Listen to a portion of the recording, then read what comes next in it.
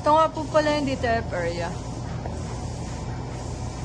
Ito naman po yung computer ng DTF Kuwi. Ito naman po yung drive niya. Goods pa naman po, hindi pa naman siya puno. Ito po yung DTF Kuwi. Sa ngayon po may piniprint pero hindi naman po kami loaded for same day lang po.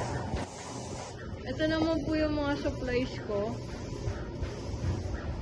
Ito naman po yung DTF Co-op. Ginagamit po siya sa DTF Kuwi. Ang capacity na ito siguro mga 2 weeks po.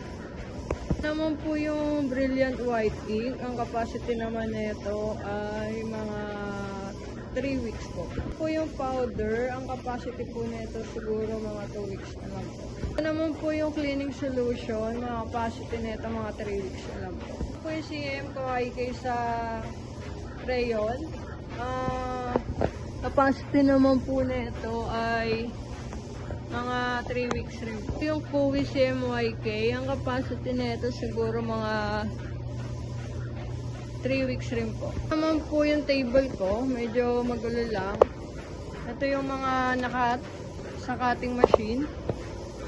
Naman po yung mga swatch sa dalawa pong machine. Yung corkboard. Goods naman po yung crayon, pero yung ABR po kasi sira na po, hindi po namin magamit po. Kaya po hindi siya naka-open. Naman po yung CCTV viewing sa mga store po.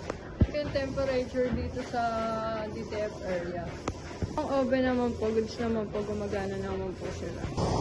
Ito naman po yung DTF cutter. Ngayon po may kinakat po ako.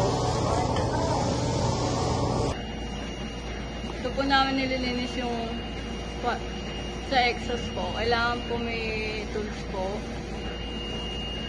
Tapos tatanggalin po yung takip. And kailangan po ng panalok para sa oil na tutulog. Then punasan po natin yung takip. Then yung loob rin po ng pipe. Punasan, isara na po natin.